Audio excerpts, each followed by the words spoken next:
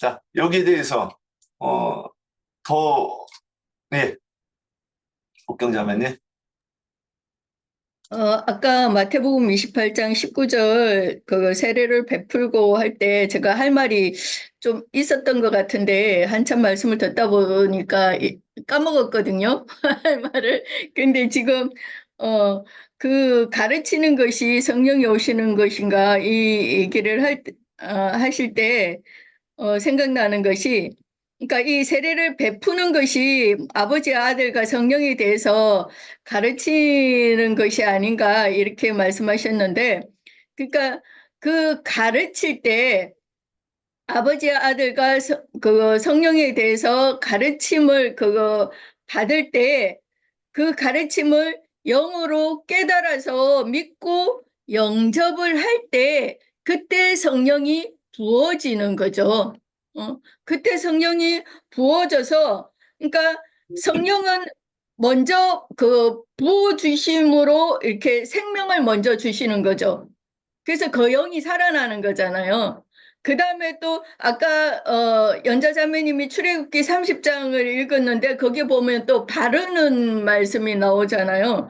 그래서 그 바르는 것은 또 능력으로 덧입혀 주시는 것을 또 의미한다고 생각하는데, 그래서 어, 대답이 됐는지 모르겠네요. 그러니까 가르칠 때 성령이 오시는 것이 아니라 가르침을 듣고 깨달아서 영접할 때 성령이 부어지는 거라고 생각이 됩니다. 예.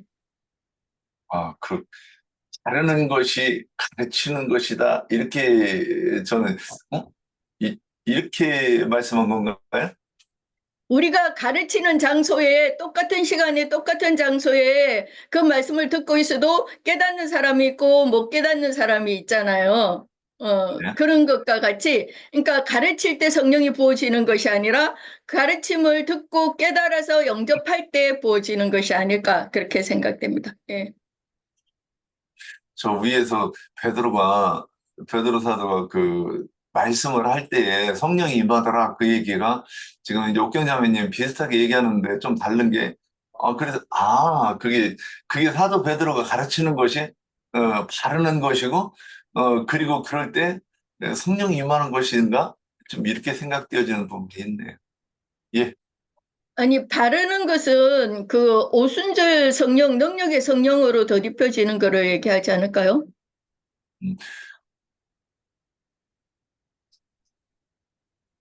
지금 이런 구체적인 것을 얘기하면 제가 뭘 대답하면 안 될 것 같아요. 저기 나중에 많이 고쳐야 될 것 같고, 가만히 있으면 중간 가겠습니다. 예, 또, 또, 저 윤영재 중간 가려고 하는 거 한번 짚으실 분 있으면 짚어주세요. 예, 그러면 더 질문 없습니까? 예, 그러면 나인재님 들으시고 갈 길이 한참 먼에 그러실 것 같긴 한데, 또 이렇게, 일 더하기 우리 이렇게 알아듣는 것 같아요. 저 같은 경우는. 예. 그래서 어떻게 하는 것이 성령 받는 것인가 좀, 우리 나눈 말씀에, 좀 이렇게 흐트러진 것 좀 정리 좀 해주셨으면 합니다. 승혜자매님 손 드셨네요? 예. 승희자매 음소거 풀고. 을 풀어야 돼. 음소거가 안 됐어요. 예. 시편 15편 읽으면 좋겠어요. 제가 시간 없으니까, 이게 애 데리고 가야 되니까. 시편 75편이요? 네, 시편 15편. 시편 15편. 15? 이삭이, 15편. 15? 시편. 15? 15편. 아이고, 아, 선생님 읽으세요. 아, 15편. 형님 읽으세요. 네 시간 없으니까요. 시편 15편. 이사야 35편. 마지막, 35편. 그 분에. 예, 잠깐만요. 시편 15편. 예, 예, 제가 받아주세요. 읽겠습니다. 여호와여, 주의 장막에 머무를 자 누구오며 주의 성산에 사는 자 누구오니까 정직하게 행하며 공의를 실천하며 그의 마음에 진실을 말하며 그의 혀로 남을 허물하지 아니하고 그의 이웃에게 악을 행하지 아니하며 그의 이웃을 비방하지 아니하며 그의 눈은 망령된 자를 멸시하며 여호와를 두려워하는 자들을 존대하며 그의 마음에 서운한 것은 해로울지라도 변하지 아니하며 이자를 받으려고 돈을 꾸어주지 아니하며 뇌물을 받고 무지한 자를 해하지 아니하는 자이니 이런 일을 행하는 자는 영원히 흔들리지 아니하리이다. 예. 승희자매님? 읽으라고 하고 끝인가 봐요? 이거 왜 읽으라고 했는지 설명을 해주셔야 되는데 들어가 버렸습니다. 이사야 또 읽으래요. 이사야 35장. 이사야 35장 끝절을 말씀하셨어요. 이사야 35장. 35장 끝절 10절을 얘기하나 봐요. 예. 여호와의 속량함을 받은 자들이 돌아오되 노래하며 시온에 이르러 그들의 머리 위에 영영한 희락을 띠고 기쁨과 즐거움을 얻으리니 슬픔과 탄식이 사라지리로다. 예. 지금 성령을 받은 사람의 모습을 이렇게 예언하신 거라고 보이네요. 그 성령을 받으면 뭐 죄 대신 화관을 뭐 이렇게 그런 우리 노래 찬양도 있었는데 지금 거기인가 보고. 그러면 근데 어떻게 하면 이렇게 되느냐 그랬는데 그렇죠. 여기서도 포로된 자가 자유케 되는 것인데 우리가 우리는 여기서 어떻게 하면 내가 성령을 받아서 포로에서 자유가 되는 것이냐 지금 그 방법을 얘기하는 거니까 자 더 밝게 명쾌하게 밝히실 수 있는 분 말씀하시면 됩니다. 다 얘기했는데 이제 더 없죠? 그러면 우리가 막 이렇게 흘려는 거 나행제님께서 좀 정리스럽게 해주시는 거를 들으면 되지 않을까 싶습니다. 예.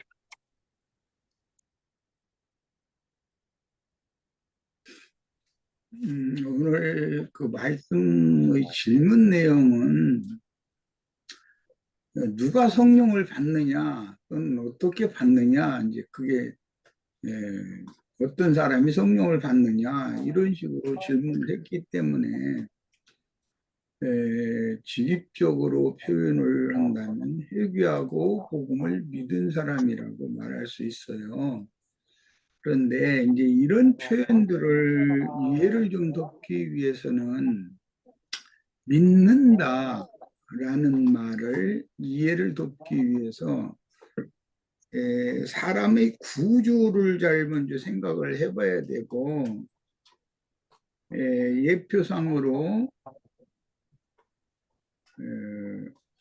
하나님께서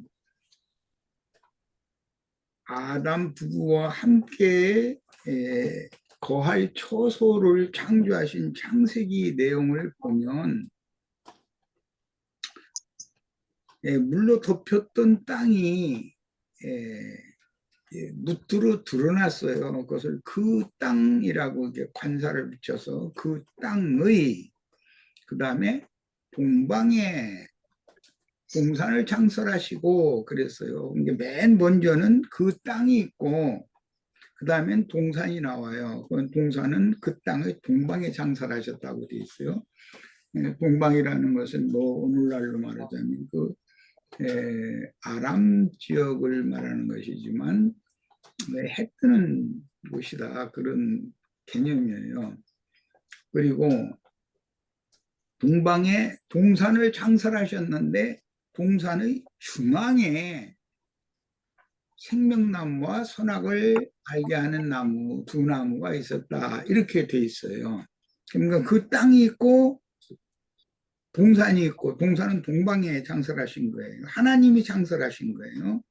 그 땅에 사는 사람들과 하나님이 창설하신 동산에 사는 사람은 달라요. 하나님이 창설해 놓으신 동산에 살 사람은 아담과 하와라고 하는 그 두 사람만 특별하게 그 땅에 사는 모든 많은 사람들 중에 부르심을 받고 택하심을 받은 사람들이 이게 아담 부부라는 걸 말하는 거예요. 그러는데 아담 부부를 위해서 먹을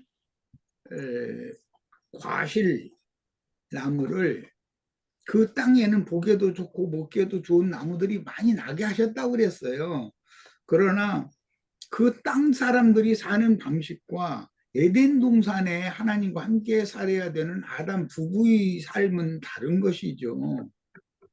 그래서 동산 중앙에서 발원한 생수의 강이 시작점이 동산 중앙이라고 그랬고, 거기가 에덴 동산이 있는 곳이에요.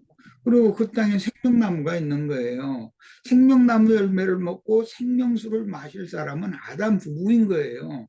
그 땅에 사는 사람들은 그냥 보기에도 좋고 먹기에도 좋은 많은 나무들을 나게 하셨기 때문에 그걸 먹고 살면 되는 거예요. 그리고 땅의 사방으로 동산 중앙에서 발원한 생명수의 물이 동산을 적신 다음에 최후로는 땅의 사방으로 흘러가게 돼 있었기 때문에 그 땅의 사방의 물은 큰강 유브라데 물이라고 그러는데 그 땅 사람들은 그 물을 마시는 거예요. 이제 이것이 성경 전번에 흘러가는 거예요.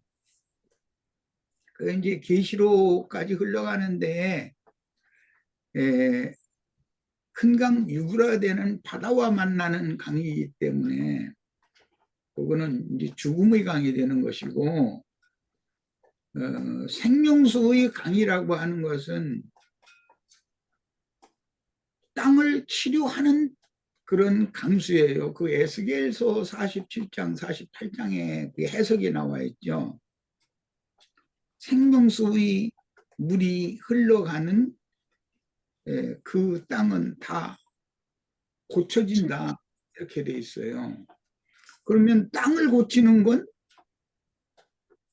저주받은 땅을 복의 땅으로 바꾼다라는 말인데, 즉 하늘에서 내리는 이슬이나 비를 흡수할 수 없는 땅을 하늘이 내리는 비를 흡수해서 좋은 산물을 낼 수 있는 땅으로 바꿔놓는다, 이제 그 말인데, 땅을 고친다는 말은 이것을 실제적인 복음으로 성경이 증거할 때는 아브라함의 아내 사레가 나이가 많아서 태가 끊어진 지가 오래되었어요. 태가 끊어졌다니 경수가 끊어진 지가 오래됐어요. 그러니까 이건 태가 마른 태가 되었다, 죽은 태다 그런 말이에요. 생명을 산출할 수 없는 태가 되었다 그런 말이에요. 이것을 저주받은 땅이라고 말을 하는 거예요. 그 저주받은 땅을 치료해야 돼요. 고쳐야 돼요. 무슨 땅으로?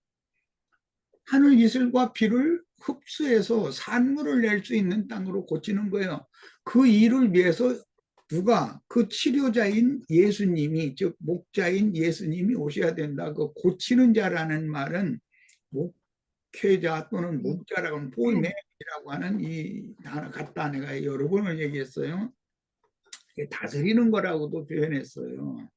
땅을 다스린다 말은 땅을 잘 경작해서 산물을 산출하는 농부 역할을 한다 그런 뜻이에요.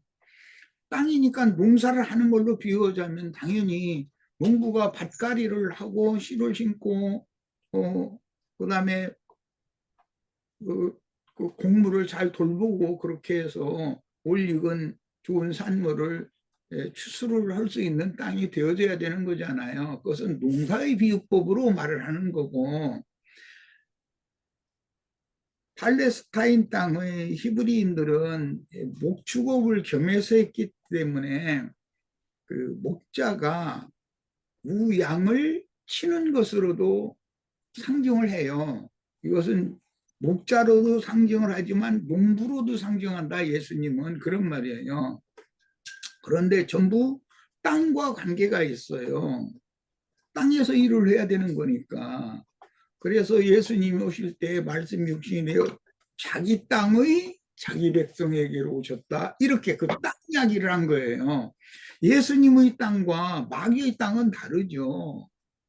이제 이런 걸 구분을 해야 돼요. 저주받은 땅과 축복받은 땅은 다르잖아요. 저주받은 땅은 아무리 밭갈이를 해도 산물을 낼 수 없는 땅이면 그건 저주받은 땅인 것이고, 메마른 땅이다, 강력한 마음을 상징하는 거예요. 네. 그건 저주받은 땅이에요. 거기서는 목축도 할 수 없고 농사도 할 수 없어요. 해도 효력을 내지 않으니까. 그러나 효력을 내는 땅으로 고쳐야 된다. 아담과 가인의 저주로 인해서 저주가 땅에 임했기 때문에 그 땅을 치료하는 얘기를 하는 거예요. 예수님이 이 땅에 오셔서 전부 고치는, 치료해 주는 얘기를 계속 하잖아요. 그것은 실제로는 사람의 심령과 마음이 고쳐져야 된다, 그런 말이에요. 그래야 하나님의 말씀 씨를 심으면 그걸 은혜로 하늘이 내리는 이슬이나 단피로 흡수해서 거기서 생명을 산출할 수 있는 좋은 땅이 되게 한다, 그런 말이에요. 이제 이것은 복음으로 이제 영적 해석이 필요한데, 이것은 사람은 맨 그 물로 덮였던 다가 드러난 땅은 사람의 육신의 몸을 상징한다 이거예요. 그러면은 동방에 창설한 에덴 동산이라는 것은 마음을 상징한단 말이야. 인간의 마음. 이 몸 속에는 마음이라는 것이 있어요. 그런데 이것은 속 부분이기 때문에 육신의 눈으로 보이지를 않아요. 마음을 육신의 눈으로는 볼 수가 없죠. 마음보다도 중심에는, 그 동산의 중앙에는 생명나무가 있는데, 이제 선악을 알게 하는 나무는 오늘은 말하지 않는 거예요. 같이 있는데 생명나무가 거기 있고 생수의 근원이 거기에요. 그러니까 이것은 사람의 힘, 영이다 그래요. 사람은 몸과 혼과, 즉 마음과 마음 중심의 양심이라고 하는 그 기능이 작동하는 영이라고 하는 세 부분으로 되어 있다. 동산 중앙과 동산과 땅으로 되어 있다, 그런 말이에요. 그런데 땅이 저주를 받으면 이것은 밖에 있는 몸이 저주를 받은 것만이 아니고, 사실은 인간의 육신의 눈으로 보이지 않는 마음이 저주를 받았다는 말이에요. 이런 거 보고 강팍한 마음이다 그래요. 이 마음에는 농사를 할 수가 없어요. 굳어져 있기 때문에. 이 굳은 땅은 쟁기질을 할 수가 없잖아요. 쟁기질을 해도 거기에 또 씨를 뿌려도 씨앗이 나지도 않고 거기 자랄 수가 없는 땅이니까 이것이 죄인의 마음이다라는 거예요. 그래서 이런 거 보고 육적 자아, 육신에 있는 옛사람, 이렇게 표현하는 거예요, 성경에서. 이 육적 자아를 부드러운 땅으로, 이제 에스겔 선지자나 예레미야 선지자가 때가 이르면 내가 은혜를 베풀어서 그 강팍한 저주가 임한 땅을 부드러운 마음으로 고쳐주겠다 이런단 말이야. 그러면 그 마음 무슨 마음이냐? 새 영과 새 마음이다 그래요. 예. 그러니까 사람이 새 영이 되고 새 마음이 된다는 것은, 오늘 형제님, 윤형제님이 오늘 말씀의 주제로는 누가 성령을 받을 수 있느냐? 이것은 새 영과 새 마음으로 치료받은 사람이나 받을 수 있다. 하늘 이슬이나 하늘이 내리는 비를 받아서 흡수할 수 있다. 지금 이제 그걸 질문한 거예요, 사실은. 그러니까 제일 중요한 것은 이제 신약 성경에서는 회개하고 복음을 믿어야 된다 이렇게 돼 있는데, 회개라는 것은 치료받는 것이다 그런 말이에요. 치료받는 것, 치료하는 것, 깨끗게 하는 것. 그래서 구약의 예표에서는 정결례를 행했어요. 그런데 그것은 종교적인 의식이니까 세례 의식을 행했단 말이에요. 재를 섞은 물을 사람의 머리나 그다음에 몸에, 옷에 이렇게 물을 뿌렸어요. 또 피도 뿌렸어요. 머리, 몸에 피도 뿌렸어요. 그 피와 물과 성령은 하나다. 이제 신약 성경이 이러는데, 예, 피를 뿌린다는 것은 생명의 성령을 말하는 것이고, 물을 뿌린다는 것은 오늘 요한복음 7장이 말하는 생명수의 물을 마시는 자는 그 배에서, 내가 주는 물을 마시는 자는 그 배에서 생명수의 강이 넘쳐나리라 하니 이는 저희가 받을 성령을 가리키심이라 이랬잖아요. 그러니까 그 물을 뿌려준다라는 것은 그 전에 먼저 피 뿌림을 먼저 받아야 돼요. 예. 그러니까 피는 왜 먼저 뿌림을 받느냐? 이건 이제 다 어른들이니까 이제 쉽게 이해할 수 있을 거라고 믿어서 쉽게 표현을 하겠습니다.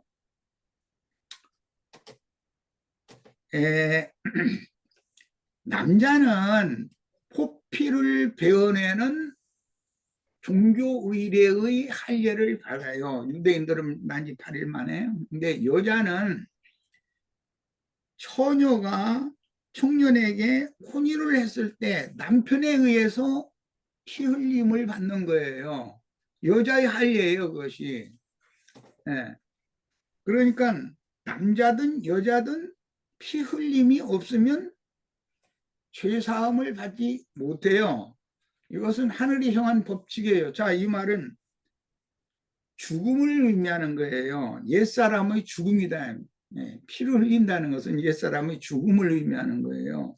그러니까 옛사람이 죽고 피 뿌림을 받았다는 것은 옛사람이 죽고 양심, 신앙 양심이 씻음을 받았다는 말인데, 그것을 구약 성경에서는 경수가 끝난 사람, 여자이죠. 다윗의 밧세바, 정결 하게 되는 날이었기 때문에 목욕을 했는데 다윗이 불려서 이제 잉태를 하게 됐다. 이제 이렇게 됐죠.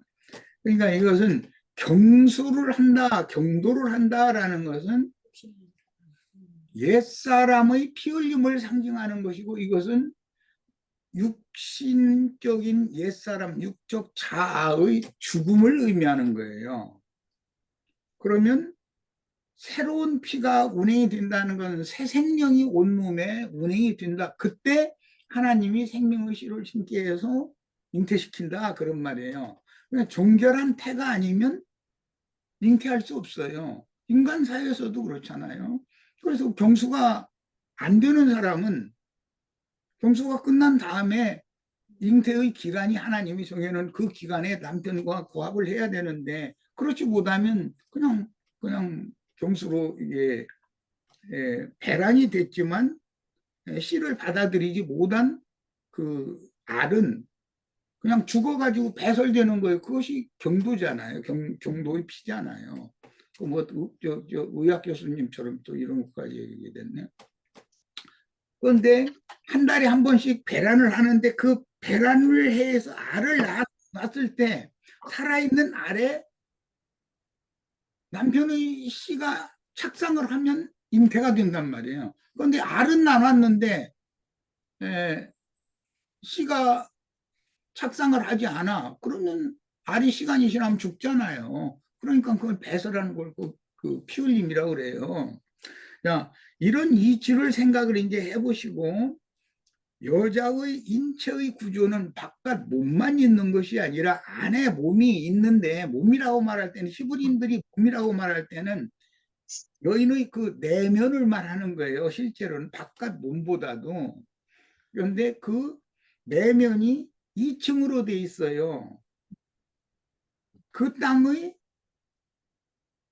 동산이라는 땅도 있고 동산의 중앙이라는 똑같은 땅인데도 땅의 동방에 동산이 있고 동산의 중앙이 있어요. 이것은 몸 안에 여인의 태가 이중구조단 말이에요. 이제 어른들이니까 잘 아시죠?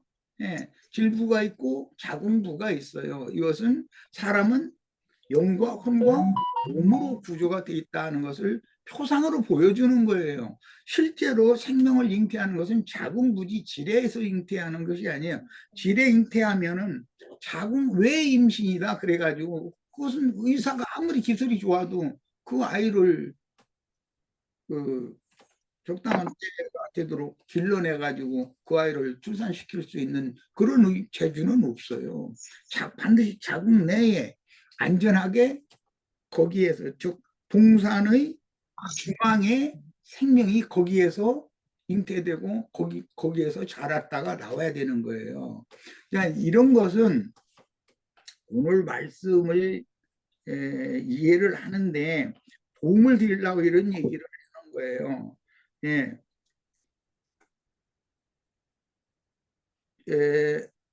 카인이 동생을 들판으로 불러냈다고 그랬어요. 그리고는 돌로 쳐서 동생을 죽였어요. 그랬는데 그 땅이 아벨의 피를 받았단 말이에요. 그래서 그것을 저주받은 땅이래요. 피 흘릴 율법에는 그래서 짐승을 잡아먹을 때도 반드시 피를 먹으면 안 되기 때문에 피를 흘려야 되는데 피를 흘리고는 흙으로 덮으라고 그랬어요. 이것은 옛사람이 죽으면 반드시 흙에 장사 지내야 된다라는 뜻이단 말이에요. 상징이에요, 이런 것이. 피를 흘리면 흙으로 반드시 덮어야 되는 거예요. 피가 노출되면 저주가 임한단 말이에요, 그 땅에. 그게 율법이에요. 그래서 땅이 아벨의 피를 흡수해 가지고 피가 잦아들었다고 그러죠. 그런 것 보고. 그 땅이 호소했다고 그랬어요. 하나님 앞에. 하나님이 그렇게 안 해도 뭐 가인이 아벨을 죽인 거 다 알고 있지만 땅이 하나님께 그 억울한 죽음에 대해서 피를 신원해 달라는 호소를 했다는 거예요. 그런데 그것은 모형이고 먼 훗날 예수 그리스도께서 죽임을 당한 이후에 그리스도의 피는 아벨의 피보다 더 낮게 호소를 하는 피로서 이것은 하늘에서 호소를 한다는 거예요. 아담의 피는 땅에서 호소를 했는데 그리스도의 피는 하늘에서 호소를 한다. 그 원리를 이제 설명하는 게 히브리서인데 그 원리가 뭐냐면 대제사장이 지성소에 가지고 들어가서 속죄의 피를 속죄소에다가 뿌려요. 중앙에 뿌리고 좌우에 뿌리고 7번씩 해서 21번을 이렇게 피를 뿌려요.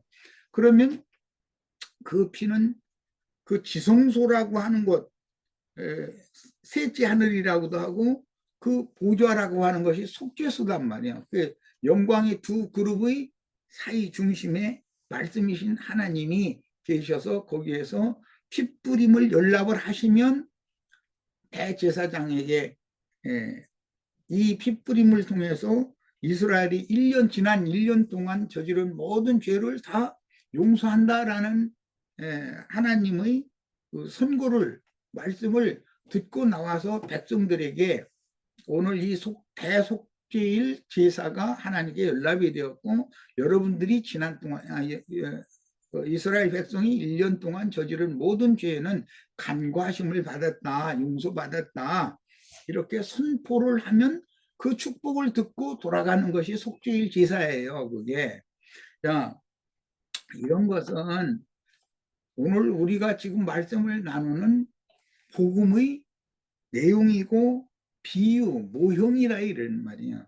자, 예수님이 성령이 되셔서 오셔서 사도들을 통해서 교회로 모인 성도들에게 이런 값없는 은혜로 구속 지난 죄들을 사면받는 얘기와 그 다음에 하나님이 저주를 바꿔서 복으로 바꿔주셨다라는 것을 대제사장이 손을 들어서 축도를 하는 거예요. 그럼 그 축도를 받고 돌아가야 되는 거예요.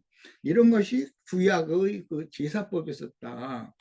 그리고 이제 대제사장이 짐승을 속죄제물의 그 피를 받아가지고 양푼에 받아가지고 그 들고 지성소에 들어가서 그 속죄소에다 피를 뿌려야 되기 때문에 반드시 짐승을 먼저 잡아야 되잖아요. 그런데 짐승을 잡는 것은 그 성전이라고 하는 것이 맨 앞에 마당이 있고 그 다음에 성소가 있고 맨 나중에 지성소가 있기 때문에 그래서 삼층천이라고 그러는 거예요.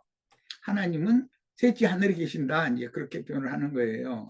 그런데 첫 번째 마당에 들어가면은 거기에 번제단이 있고 물두멍이 다음에 있는데 번제단의 오른편 그 넓은 곳에는 짐승을 잡아서 피를 흘리는 것이 있어요. 그런데 그 짐승을 레위인들이 잡아서 이제 제사장에게 넘겨줘야 되는데, 제물을 넘겨줘야 되는데, 짐승을 잡기 전에는 반드시 그 짐승을 거룩한 물로, 성소에 기러온 그 물로, 물 깃는 여인들이 이제 봉사를 하기 때문에 그 성막 마당에는 레위인들이 물을 얼마든지 이게 자유로 쓸 수 있도록 충분히 물을 준비하고 있으니까 그 물로 끌어온 짐승을 깨끗하게 목욕을 먼저 시키는 거예요. 제물을 그냥 어떤 백성이 갖다 바친 제물을 그대로 죽이는 게 아니에요. 반드시 목욕을 시켜야 되는 거죠. 제물이니까. 그 목욕을 시키는 이야기는 예수님이 제자들을 6월절 전날 대야에다가 물을 떠가지고 제자들이 발을 씻은 말씀을 하시면서 너희는 이미 내가 지금 3년 동안 너희를 가르친 내가 가르친 말로 너희가 이미 목욕을 했다. 그러니까 이제는 발만 씻으면 된다. 그렇게 표현을 하셨어요. 그러니까 그 제자들을 제물로 하나님께 바치는 중이에요. 예수님이 대제사장께서. 그런 의미를 이해를 하셔야 돼요. 제물을 끌고 오면 반드시 전신을 목욕을 시키고 목욕이 되어진 깨끗한 소나 양이나 염소의 그 두 뿔 사이에 제사장이 손을 얹고, 그냥 일반 제사 같으면 끌어온 그 백성의 손을 얹고 제사장이 손을 포개 얹는 것인데, 대속죄절의 제사는 백성이 참여하지 않고 대제사장 혼자 하는 것이기 때문에 대제사장이 양손을 이렇게 포개서 얹고 이 백성들이 하나님의 은혜를 줘버리고 하나님을 마음에 두지 않고 함부로 살아서 지난 1년 동안 저지른 모든 죄들을 사면받기 위하여 하나님이 정하신 대로 오늘 이 대속 제물을 대신 죽여서, 백성들이 다 죽어야 되지만, 죄인들이니까 백성들이 죽어야 되지만 이 제물을 대속물로 대신 드려서 용서를 받기를 구합니다 하고 기도를 하는 거예요. 그리고 나서는 레위인이 이제 목을 따서 피를 양푼에다가 받아가지고 그 피를 가지고 들어가서 지성소의 속죄소 좌, 중간, 우에 피를 7번씩 이렇게 뿌리고 대제사장이 선 그 바닥에도 뿌리도록 되어 있어요. 그러니까 총 4번을 뿌리는 거지. 네, 이렇게 피를 뿌려서 그 피뿌림을 통해서 두 영광의 그룹 사이에서 말씀하시는 하나님의 음성을 대제사장이 듣는 거예요. 그런데 뭐 사람의 말로 하나님의 음성을 들려줄 수는 없잖아요. 그러니까 이제 얘기가 자꾸 길어졌네. 대제사장의 그 대제사장 제복, 제의 옷의 맨 겉에는 흉패라고 하는 조끼 같은 그 가슴 부위를 이중으로 덮는 옷을 입는데 그 양편에 주머니가 들어있어요. 거기에 우림과 둠밈이라고 하는 보석을 넣어 가지고 가서 그 우림과 둠밈의 법으로 말씀을 깨닫는다는 거예요. 이것은 이제 우림이라는 건 빛이라는 뜻이고 둠밈이라는 건 완전케 한다, 그런 게 뜻인데, 빛의 말씀을 완전히 사람이 이해할 수 있도록 깨닫게 해주는 게 우림과 둠밈이라고 하는 두 보석이 대제사장의 가슴 속에 있어서, 이게 이 말은 대제사장의 심령과 마음의 우편의 심령을 말하고 좌편은 마음을 말하는 거예요. 항상 심령과 마음에 하나님의 음성을 깨달아 가지고 그 하나님이 지금 이 제사를 연락하셨다라는 확증을 가지고 나와야 되는데 그것을 성령의 인침이다 그래요. 성령이 사람의 심령과 마음에 대제사장의 심령과 마음에 인을 쳐주면 그 확증을 가지고 나와서 기다리고 있는 백성들에게 두 손을 들어서 축도를 해주는 거예요. 그러면 이제 하나님 앞에 모든 백성의 죄가 사면받은 확증을 가지고 돌아가는 거예요. 자, 이런 이치를 이제 지금 생각하면 먼저는 핏뿌림이 있게 마련이고 피를 뿌리면 하나님의 응답을 받게 마련이고 피를 뿌린다는 건 정결하게 한다. 내면을 씻는다. 히브리서 9장에서는 양심에 피를 뿌린다 그랬어요. 더럽혀진 양심이 정결케 된다. 태가 치료받는데 자궁이 치료가 되는 거예요. 그 다음에는 그 질부도 당연히 치료가 되어줘야죠. 그 다음에 그렇게 내면이 영과 마음이 깨끗해진 사람에게나 하나님께서 성령의 말씀, 생명과 진리의 말씀으로 씨를 심는단 말이에요. 그러면 잉태되고 거듭난다. 그렇게 말하는 거예요. 출산된다. 이 말이에요. 자, 그러니까 이런 누가 성령을 받느냐 이렇게 말하면 성령은 두 단계가 있어요. 생명의 성령이 있고 진리의 성령이 있어요. 그래서 생명과 진리 양방면을 다루고 있어요. 이것은 이제 그 말이 너무 길어질까 하면서니까 이런 생명의 능력, 진리의 하나님의 말씀의 능력이라는 것을 누가 받을 수 있는가? 이 말은 사람의 속부분이 정결해진 사람이나 받을 수 있다.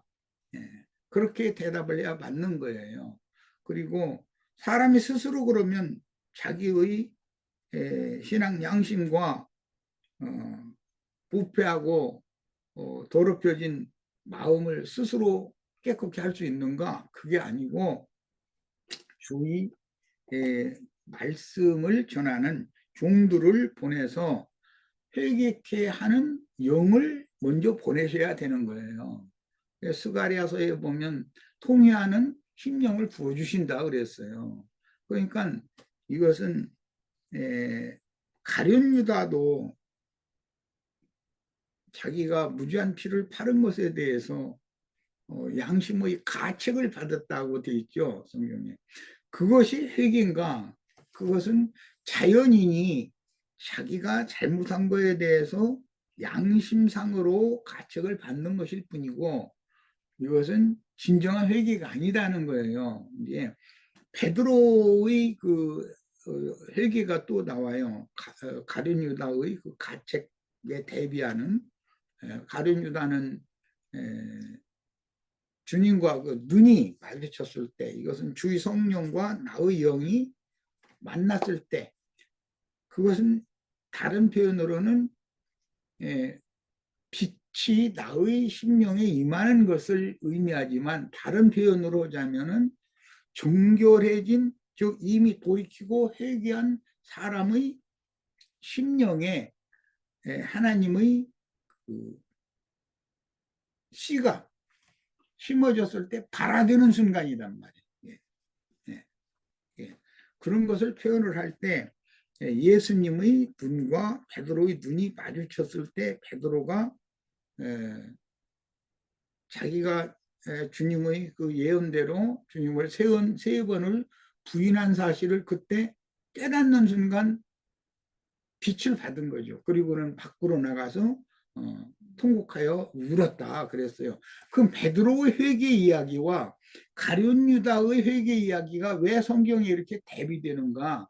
이것은 모든 사람들이 성경이 말하는 진정한 통회하는 영을 받아서 회개하는 것과 사람이 스스로 회개하는 것은 다르다라는 말이에요. 양심의 가책을 받는 것으로서 하나님이 원하는 회개를 한 건 아니다라는 말이죠. 베드로의 회개는 하나님께서 그로 하여금 아주 중심으로부터 통렬하게 또는 진솔하게 돌이킨 사람의 모습을 말하는 것이고, 가룟 유다는 스스로 모든 사람의 양심의 뭐 잘못하면 양심의 가책을 받잖아요. 그런 것 가책을 받은 것 때문에 다시는 이제 이런 짓을 안 할 거야 한다 해서 자책을 한다고 해서 그것이 속죄소의 핏부림을 받은 그런 용서는 아니다 하는 거예요. 예. 이제 그 차이를 잘 이해하시면, 누가 성령을 받을 수 있는가 그러면 통해하는 영을 부어주셔서, 즉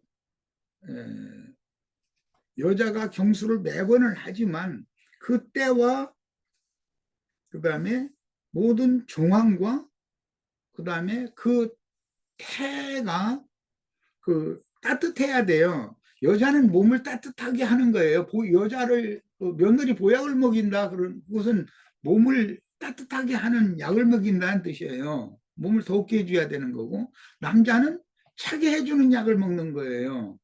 이것이 이 조합이 딱 맞아야 되는 거예요. 너무 뜨겁고 너무 차가워도 안 되고, 적당하게 차갑고 적당하게 뜨겁고, 이게 조화가 딱 맞아야 돼요. 이게 이 땅에서 씨를 뿌리는 것도 왜 봄에 씨를 뿌려요? 추위와 더위가 중간 딱 조합이 딱 맞아야 되는 거예요. 기온도 그렇고 땅의 모든 상태도 그렇고 모든 게 맞아야 그때 발화가 되기 때문에, 그래서 봄에 씨를 뿌리게 하는 원리가 그렇단 말이에요. 농사의 원리가. 그러니까 잉태케 하시는 분은 생명의 주인의 주관에 달린 것이지, 사람이 스스로 나 오늘 밤에 우리 남편 기쁘게 해줘가지고 나 아들 잉태할 거야 그런다고 해서 되는 게 아니라는 거예요. 남편이 아들 얻기 위해서 아내를 막 밤새도록 귀찮게 했어, 그렇다고 해서 잉태되는 것이 아니에요. 하나님께서 모든 것을 적절하게 조율해 주셔야 돼요. 그러니까 우리 생명이 하나가 태어난 것이 이게 얼마나 귀한지를 알아야 돼요.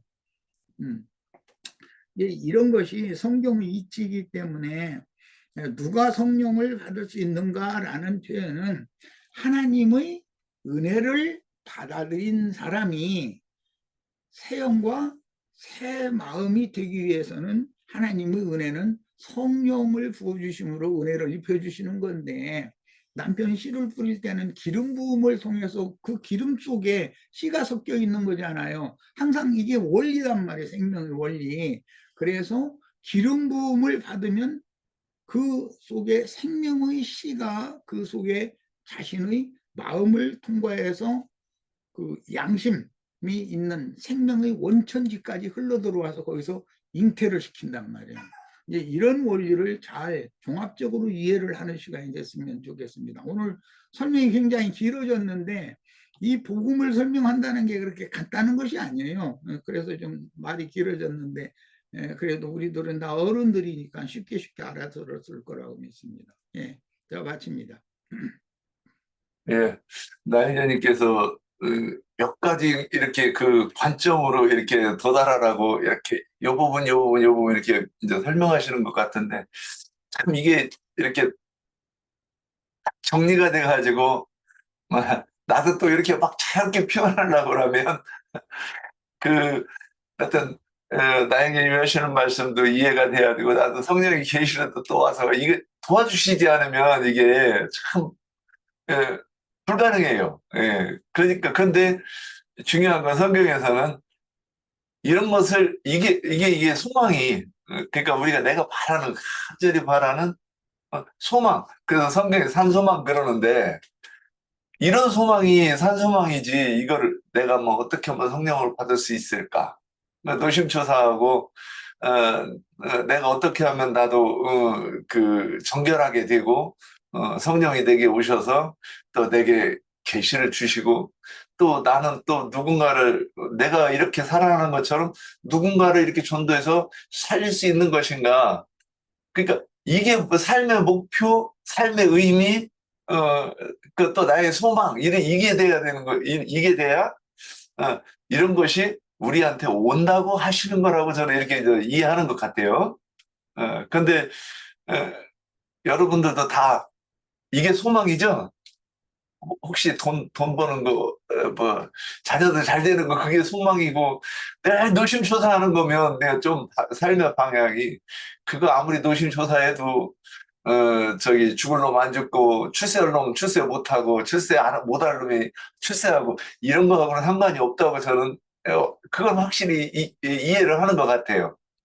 다만, 이 소망이, 진짜 산소망이라고 성경에서 말하는 그 소망이 나한테 진짜 산 소망인가? 그래야 주님하고 이게 그러니까